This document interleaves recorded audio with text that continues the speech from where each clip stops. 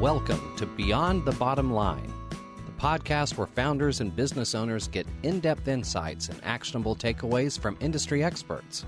We're here to help maximize your revenue, streamline your operations, and keep more of your hard-earned money. Now here's your host, Miguel Alexander Centeno. Thanks for joining. I'm Miguel, founder and CEO of Centurion Firm, where I have the honor of leading a small tax strategy team serving businesses just like yours. And the cool thing about what I get to do is I get to work with businesses who are doing much cooler things. I do a deep dive with clients, mentors, and businesses I admire about their world, how they think about the area that they're an expert in, and we dive into how you as a business owner or operator can learn from the best. I'm more than happy, I'm ecstatic to have my friend Chrissy McDannell on with me.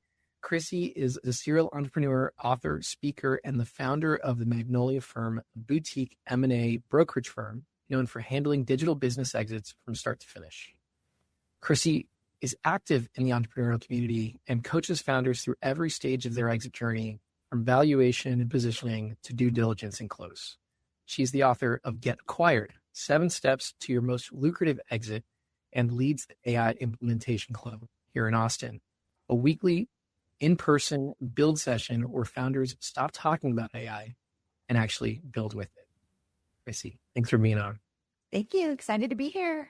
And I always start with asking about your founder journey. How did you become a founder? Do you come from a family of entrepreneurs? Tell us about that journey. My father owned an HVAC company, but was more self-employed. So he was the one person doing it. And I was always the kid that was like, Dad, you need to have a billboard. You need to have a big, advertisement in the yellow pages. That's dating myself, but it's the truth. I'm like, you need a full page. And why do you only have one little, your name and number? And I was just like the marketer and the bigger thinker, I think. So just as a kid, like I was selling candy bars on my backpack. I was having a little circus in my garage and charging people.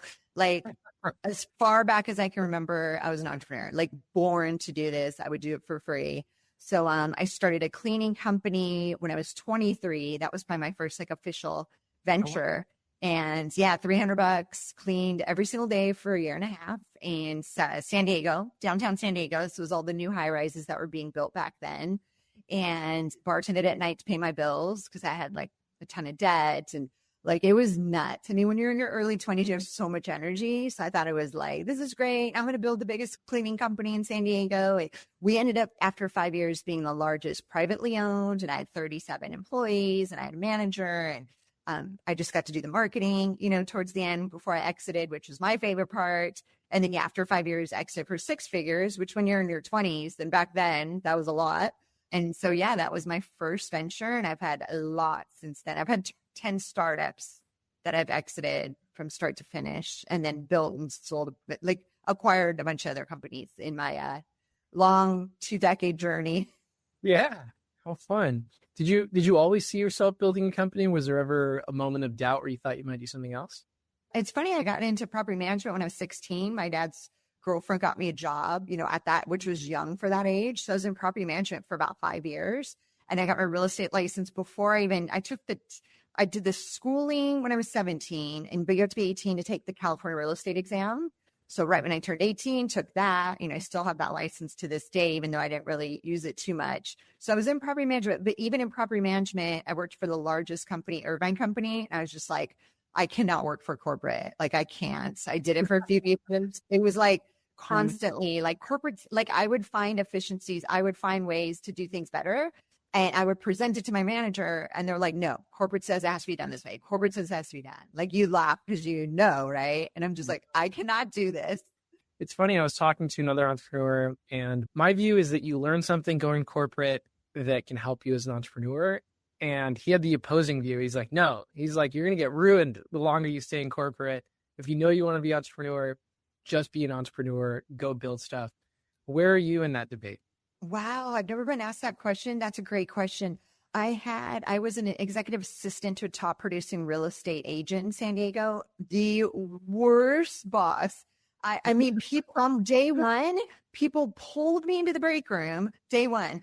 Oh my God, you're working with Stacy. Oh my God, I'm so sorry. And I was like, it was so scary. I'm like, why are all these people warning me? And now I knew why. And I was with her for like 3 months. That's it. But I'm glad because it made me a better boss. Like I'm glad I was in corporate. I'm glad I had bosses for a little bit because it definitely made me a better boss. So I would say do it for a little bit. Great. I mean, I would say like, I'm in a industry that people tend to want to go to the like white glove, polished shoes type firms. And because I did that, I know that that's exactly the opposite of what we're trying to build. We talk about, we want to be like the punk rock of tax. I wouldn't have that perspective if I didn't have 6 years in corporate. So that's my view, but I'm kind of seeing the light. Like if you want to be an entrepreneur, be an entrepreneur and try things out. You've had 10 companies you said that you've brought to exit? 10 startups. So from start to finish, 10. Yes. Amazing. And tell me a little bit about your headspace before you started the Magnolia Firm. How did you decide that, I don't know if I can call it a business brokerage. That's kind of how I would think about it. Like, how did you kind of enter that space? Yeah, I had a broker on my very first transaction, the cleaning company, Cleanology. I genuinely thought you had to have a broker to sell business. It was kind of interesting, but like anybody could sell their own business. But again, I'm glad I did, right? Because he knew what to do. I mean, there were things he did that like were so that I would have done differently, and I do differently in my own deals and my clients' deals. So I had one on the first. I took that exact same purchase agreement and I reused it on every other exit I had. I even negotiated, I did my entire tech exit. And that was in 2021. So even my mentors were like, you should get somebody on board. You need help. And I'm like, if I could start a company from scratch, I should be able to sell the company. Right. And and I've sold for higher amounts than other brokers. I went to these other brokers. Hey, I'm selling my wellness spa. How much do you think it's worth? And they literally discounted it a good 40%. And at 5 weeks later, sold it all cash, the price I wanted, full price, and went back to them, of course, and told them, I'm like, oh, actually, I sold it for what I wanted and not, this 40% discount because they want to sell it quick, right? So a lot of times my industry will try to knock the price down. I mean, I'm going to fight tooth and nail for every single dollar for my client to the point where my clients tell me to knock it off. Like I start countering back and forth and my client was like, just leave it. Like, Chrissy, it's mine. Like, we're good. And like, I know there's another 50 grand on the table. Like, please just like, let me like the worst someone's going to say is no. They're not going to be like, screw you, I'm out of here. They're going to just tell me no, let me be the bad guy. So yeah, 5 years ago, I sold my tech company 2021 and friends of mine were like, okay, can you help me sell my company? And I was like, yeah, come on as a consultant. And then I did it for a couple girlfriends. And then immediately they were like, you need to start your own firm, which starting like a boutique business brokerage firm was my like retirement plan. So it just came a little sooner than later. So I was like, yeah, it's been 5 years, Magnolia Firm. And yeah, so we're M&A business brokerage dealing specifically with tech-based, digital-based businesses. And what made you take the leap? In other words, how are you convinced that this was the space that needed your skill set the most? Oh my gosh, it was so dated. Like I have this character, I haven't played him in a while, but he's called Broker Bob. He's on our social media. I should like bring him back, where I dress up as an old man and I have this like Southern old man accent. I don't even know where it comes from. I think I did improv in drama school in high school. So I think that came back out of me, but it's so dated. It's getting a lot better already, which is great to see. A lot of younger people coming in the industry. A lot of tech but I mean, genuine, there's one older gentleman that is still using a fax machine. I will get NDAs where they want me to fax it to them. Like to this day, I'm like, are you kidding me right now? So I just knew there needed to be innovation. And so for me, I'm always going to start a company where I see something missing. So it's usually a company I want. So even my cleaning company, I wanted a cleaning company where they answered the phone and they spoke English and they were pet friendly. They used green cleaning products. And that's when I started Cleanology. And then my wellness spa was circled around colon hydrotherapy and gut health. And that was 2012, before anybody knew what infrared sauna was. So it was all these things that I wanted that didn't exist yet. So same with the Magnolia Firm. So it's just more cutting edge. And so that's kind of exciting. I love that. I think creating a business that you are missing, that is like clearly missing in the street is a great hypothesis. In this world of like have a BHAG and all that, it's like the first principles of it is I would want a different business and I can create that business. So I love that you're validating that. Yes, it's fun. It's fun to create stuff from scratch for sure. I mean, startups are hard. I'm not going to lie, because I bought a bunch of businesses that were already cash flowing. That's a great shortcut. Did that during COVID, bought some cash flowing businesses that were already up and running. That was way easier. I mean, I flipped them. I like sold them right after a COVID situation. So that's easier, but there's just something to be said about creating from scratch. And when I overhear someone talking about one of my companies, I'm like, oh my God, I started that company like 20 years ago. And it's just fun to hear that. So tell me a little bit about the flipping companies. Like, how do you evaluate a deal? And then what are you doing from, day zero until exit? Yeah, I mean, I got lucky on a skincare spa. So I am a wartime general for sure. I am not a peacetime general. So when the crap is hitting the fan, I am like ready. And most people will hide under the covers. So like, I went through 08 and I grew my cleaning company 10%, which is crazy because nobody was paying for house cleaning, when the financial crisis happened in 08. But I found a way to grow and it was a challenge. It was fun. And then during COVID, these were skincare spas. These were, skincare, massage, etc. I mean, you couldn't do that in California during COVID. No way. That like they just were shut down completely. And so I saw one list at 50K. I saw it was netting out 150. So I'm like, okay, this business should be like 400K, not 50K. Mm-hmm. So I happen to know the spa. Once I signed the NDA, I'm like, oh my God. And I've been to this is my esthetician. Like, what are the odds? You've been there. So, yeah. She was I had been there a bunch. That was my skincare spa. And just from the ad, I could tell. It didn't say the name, but everything like, 5 stars on Yelp in Pacific Beach area. And I called her, I texted her, the owner. And I was like, you're listed on BizBuySell, aren't you? And she's like, oh my God, how'd you know? So I bought it. She stayed. And again, I knew COVID wasn't forever. So then I held it. That one I held like 14 months and then flipped it for triple what I paid, more than triple actually, from what I paid. And then another one was given to me for free around the same time because they were going to shut down. So they just gave it to me. It's another spot. And then sold that one after a year of holding it. Yeah, if you could grab a business like at a great deal, if you could go in, okay, because they were both on paper. Let me explain this to you, this difference. They were both on paper appointment books. I'm not kidding. One was taking cash only, not credit cards, to save California taxes. And so they were very dated. And then once I put in software, 60% of bookings were done online, which is crazy. So the 60% decrease of that person at the front desk, right, of having to deal with the appointments and stuff.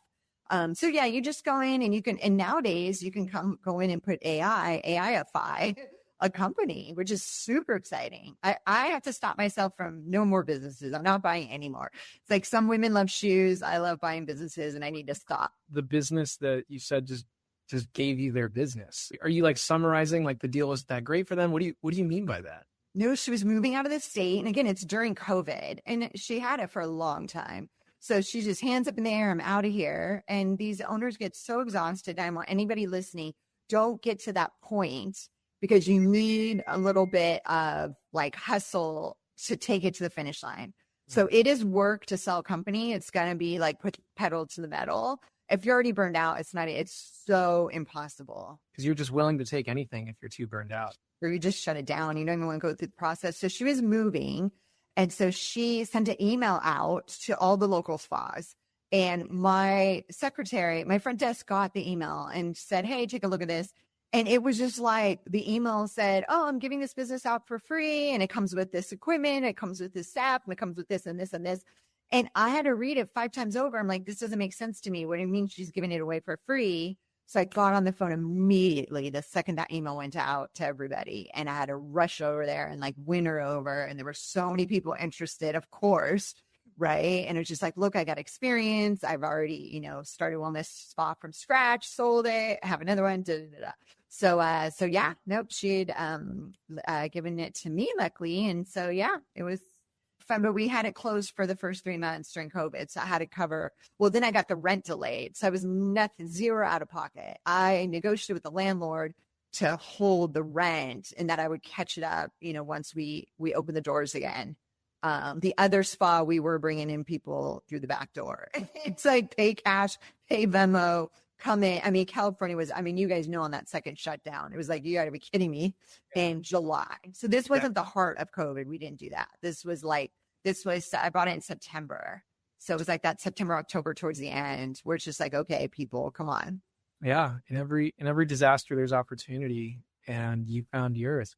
Now, like, was there any like AR, or like, did you take payroll over immediately? Like, I'm just trying to think of this seller's like perspective. Like, I just want whatever we haven't collected and you pay payroll. Like, that's what I imagine would have happened. Luckily, the team was contractors, so they only got paid if they did service, which is always my favorite setup. I'm always more of a fan of commission-based or like a base plus performance, which was strictly a subcontractor. There was only one team member. So it was a massage therapist contractor. So she only got paid if she had clients, right? So then she unfortunately had, there was 3 months off where she couldn't get paid because we didn't have clients. So that one I just kind of held. And then we opened the doors to start making revenue, put some infrared saunas in there and did some stuff, again, improvements. You've been in the trenches, and now you're helping founders who are looking to exit. What kind of businesses go to you, and in what stage? So at least bare minimum 2 years in business, profitable. So at least 400K that they're netting out at least, and digital based, remote based, e-com is doing well again. Before I wouldn't take those, cause they had a rough spot there. So yeah, anything remote based, I call it the 7 R's. So the 7 magical R's is what people are looking for. They're looking for remote based, relocatable. Recurring revenue is huge, if that's a possibility. Retention of clients, so low churn rate. Also, retention of team is always huge. Removal of owner, that's the hardest one, right? Like, is that owner doing everything, or are they just doing about, I think the sweet spot's 10 to 20 hours a week. Like, if an owner said, oh, I work 0 a week, that's not possible. You know what I mean? Like, that's not even believable. But if they're about 10 to 20 hours max, then that tells me there's managers in place and systems. And then revenue growth would be the 6. And then repeatable processes would be the 7. So those are like these 7 magical R's I came up with years ago, where I'm like, this is everything people want. Yeah. So for someone listening that maybe want to be looking to exit, how do you help them understand how important it is for their time in the business to go down? How do they do that? I mean, they're always going to be the best salesperson in the company. We all know that. Nobody sells better than the owner. I've never seen any sales. Like, the owner's always going to sell the best. So that's the last hat they're going to take off, right? So I get it. But they got to get, like, they can't be that only rainmaker. Like, there has to be somebody else doing sales also. And again, you need to prove that. Like, oh yeah, I still do sales, but we mainly have, this person is our salesperson and this is their closing ratio. I think stripping them off the website. So many of them, they come to me and I go to the website and the face is all over the website. I'm like, oh my God, like, this company's wrapped around you. Get your face off the website. I mean, one had authored a book. We positioned that as they were going to do. So I just kind of, because I've authored books before, I said, hey, let's do a new version. Let's present to the buyer. Hey, you guys are going to do an updated version of the book and you guys are going to be co-authors. And like, a buyer loved hearing that. So it's like, then that's not the issue. Like, oh, the owner wrote a book and the owner's the expert and the company's wrapped around the owner. So I think those are the biggest. Okay. Like, even my cleaning company was called Christine's Cleaning Service in the beginning. Like, that cannot be sold. So like, Cleanology, I got a branding agency, came up with Cleanology, like maybe 2 or 3 years into it. Thank God, because it would have been harder to sell. So yeah, I think those are the ways. And just to kind of clarify, somebody who's doing sales, that's okay. But if they're, like, using the e-com example, if they're dealing with fulfillment and logistics and vendors, like, is that a red flag for a buyer?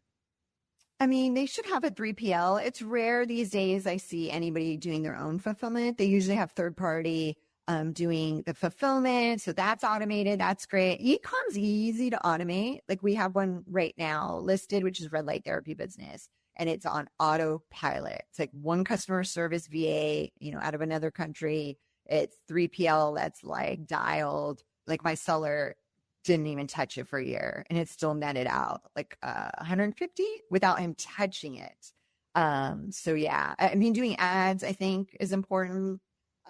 For the owner to do the marketing and ads is helpful. Cause I think you could save money versus paying $5,000 a month for an agency.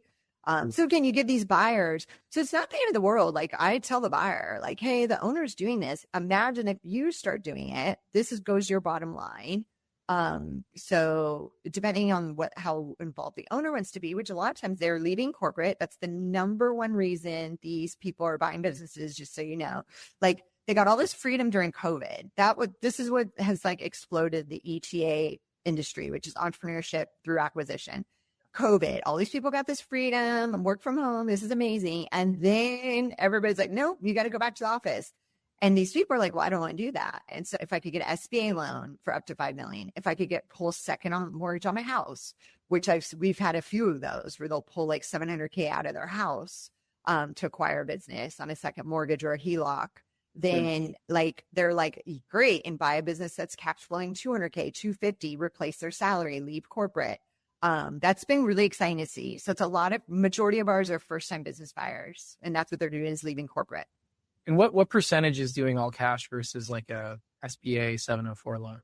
Yeah, because I'm low market and because it's such a seller's market, we've only done one SBA loan. I try to not get a buyer with an SBA loan because they take 90 days, even though they say they're going to take 45 days. It's never happened. Our fastest is 57 days. And that was like, we were moving lightning speed.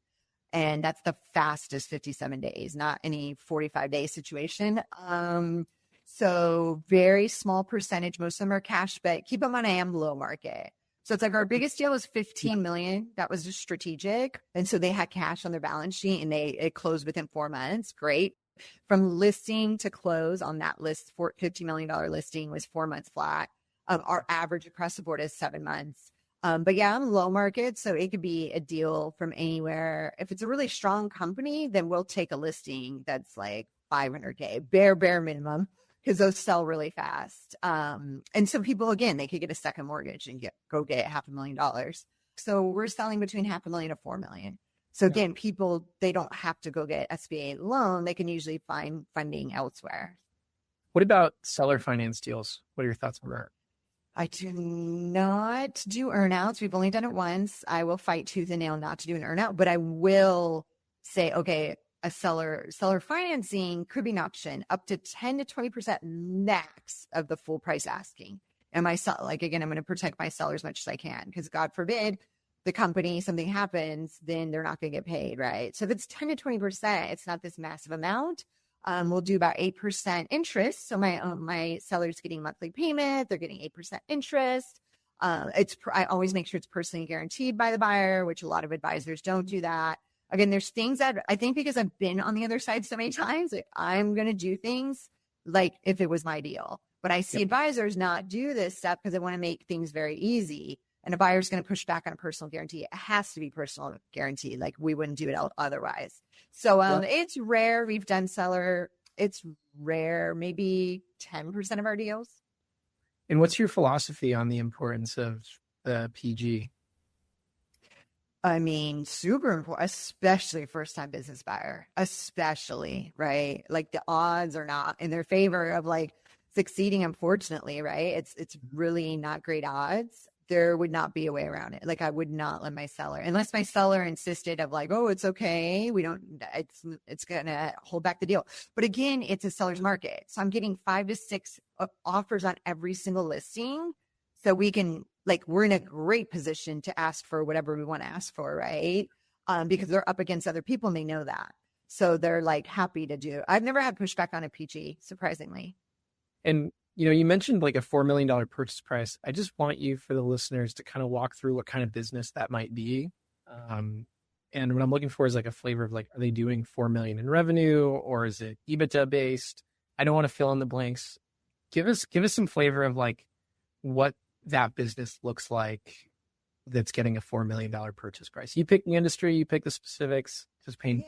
No, if this was a CRM integration agency, and it was listed for, it was full price, sold quickly, a strategic acquired it. So a CRM agency is going to be, a consulting agency is somebody that you bring in this agency to implement Salesforce or to implement HubSpot. Like when a business, signs up for this stuff, it's not out of the box. Like there's always customizations or things break or things need fixed. And these are the agencies that are on retainer that you reach out to when this stuff needs done. 27 years old, only had it 3 or 4 years, built it from scratch. So like, that's a great check for somebody at that age that didn't have the business very long. But again, it was it was a larger agency that acquired him. And then he got to join the team, and that's the one time I did an earnout, like let him do an earnout, because that's a bigger company, a more successful company. I even set up for my success fee because he was nervous doing a part of it as an earnout and taking stock in the bigger company. I was like, I will take a big chunk of my success fee and I will do it with you. Like, that's how much I believe in that company. And so, that would be a prime example. So he was netting, I think, so let me try to remember the multiple, because it's like 3 years ago. So 4 million purchase price, full price. I think he was netting out like 700. So I don't remember his top line, but again, the multiples are always based on the EBITDA, the net profit. So it wasn't even over $1 million in EBITDA, and it fetched that price. Yeah. So it was like 4.5 times or something like that. Yeah. Probably about a 4 or 4.5. Yeah. Yeah.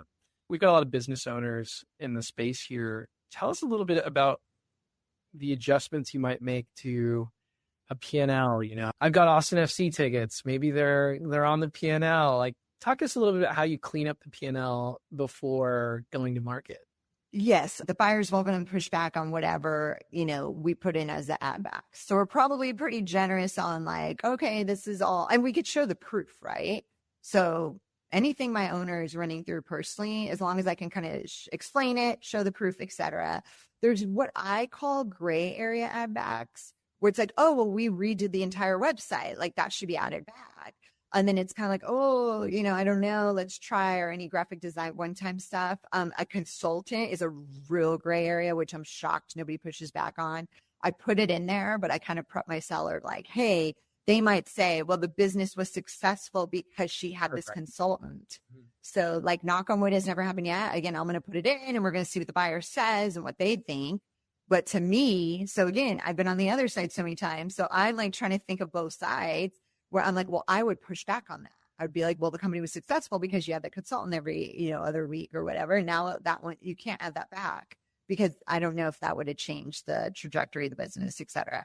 I feel like, anything they ran through personally, as long as we can prove it, we're going to add it right back to the bottom line. Because again, you're in taxes, like every business owner is trying to zero that thing out. So like I am, everybody is. Same with, let me talk about cash. And I know these days, not many people have cash-based businesses. But I had my wellness spa from 2012 to 2017. And we did have a lot of people pay for cash back in the day. Like, times for like, help believe. Like, it's 2026 and I started out in 2012. We were doing about $1 million annual revenue back then. And it was probably 10% was cash. Let's say 5. Okay, so you got 50 grand. So every time I kind of snuck some money out of that drawer, I knew, because I did get close to a 5X for my wellness spa and exit at 4.5. I knew every time I took a 20 out or 100 out, I took $100 bill out to go do something, then that would have been that was 500. So let's say I go paid for something that whatever cost not 100, it cost me 500 because it came off the multiple, because I can't prove any sort of cash. Like, that cash is not included. I had to deposit it. You have to deposit it. So, and I wasn't. Again, when I knew I was going to exit that whole year prior, I deposited every freaking penny because I wanted it on that bottom line. Yeah. That's really interesting. From our perspective in tax, we're like, don't tell us there's cash. If you tell us there's cash, we need to deposit it. We need to put it on the P&L. But I think it's a good way to look at it, that if you are planning to sell your business, it's worth whatever it is times 3X, 4X, 5X, the multiple would be. Exactly. Let me zoom out a little bit and ask, what's the biggest misconception that you've experienced with founders when they're selling their business? Ooh, and I have one more point on what we just chatted about, because I don't want to forget it. Every time I exit, I forget. I'm like, how am I going to forget this every time? Okay, now let's take all those personal expenses. You just sold your company. You got all this cash. Great. I actually get anxious because then you have no more revenue coming in. You're just this feeling of like, oh my God, I have all this money. Great. But there's not a dollar coming in the door. Like, I have no more business, and all these personal expenses, all these bills, my health insurance, like every single time it hits me where I'm like, oh my God, now I have to pay for my insurance. Now I have to pay for my car. Now I have to pay. And it's like a lot. And so I prep my sellers, because they're like, oh, you're right. Like, we didn't think of this either. So I'm like, be ready. You're going to have all these expenses, no income, but you have money in the bank. So I do want to prep people for that too. Cause every single time I exited, I forgot, until those bills came in the personal credit card. Okay. So sorry. Your question was, how should they prepare, or what was Right. My question is like, what's the biggest misconception? Founders come in the door saying, Chrissy, I want to sell my business, and then what are you like educating or correcting them on that they didn't know before coming to you? Well, a lot of the smaller deals are about to shut their doors or give their company away. So I took a couple, again, low 6-figure deals because they called me, they said, hey, I'm going to give my company to my employee, but I want to talk to you first. And I'm like, I could get you 350,000 within a month. And then I did, right? And then another person, a dear friend of mine, branding agency, 20 years of business, huge brand names. She's like, hey, I'm going to close my agency down. This is a few years back. And I was like, Sarah, I could get you 6 figures. Like, please just give me a chance. Don't shut the doors. And then I did. So I think the misconception is nobody's going to buy my business. Like, I work in my business every day. There's no value. Who's going to buy my business? Because again, I'm so involved, but we can start stripping you out pretty quickly. And even if you're very involved, you might have a strategic acquirer that doesn't care because they have the team to take your role. Yeah. So that's a huge one, believe it or not, is that they either undervalue their business or they're about to give it away. They don't think it's sellable. So again, anybody listening, just reach out. Even if it's a small company, I always want to still talk to you, give you options. My book I wrote, Get Acquired, literally, you could take my book and sell your own company. Like, that's fine. Like, I feel like the smaller ones, nobody's able to represent them. And so at least, like, please don't close it down. Oh, that's a fantastic point. Well, I want to transition a little bit and it's been great to learn about what you do to day, because in my full world, like, you are the queen or the duchess of like AI here in Austin. So it's been fantastic because I just think of you and I'm like, the AI Club. Tell us a little bit about the AI Club. And I'm happy to share my experience having gone. Yes. Okay, cool, Miguel. Thanks. So I was very my M&A is getting hit. And I found old meeting notes of 3 years ago, more than 3 years, February 2023, telling my team, like, AI is going to start eating up our industry. Like, I'm not going to, I'm an optimist, but I'm also a realist. So, and, stressing to my team, you got to start implementing it. Like, let's have a contest, like every week, bring something to the table. It just wasn't happening. And it's unfortunate. I had to lay people off last summer, those same people, because it was like, it's not, you have to learn how to use AI. And I was using GPT since then. So I kind of got in early, but then I started getting paralyzed of this year, Claude came out and I'm like, what's an Anthropic and what's a Claude and what's this fraud? Like, I didn't know what the heck, like what any of these words meant. I'm not kidding. Come January, February of this year, 2026. And then in March, and I was just paralyzed because it was so overwhelming. I had so much anxiety. Like, I could see my industry getting hurt because all the tech companies are getting hurt. All the SaaS companies we usually sell are getting killed. So if they're getting killed, imagine my industry, because I'm only going to take strong, profitable, growing businesses. And like, I'm fortunate to be in the position where I can cherry pick, but now there's like the cherries left. I was like, oh my gosh, this is not good.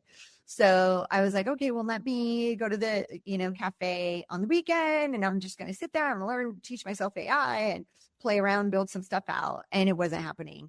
I was like, well, let me start a club because then I'll be accountable. So let me start an AI club and get some people together to do it together.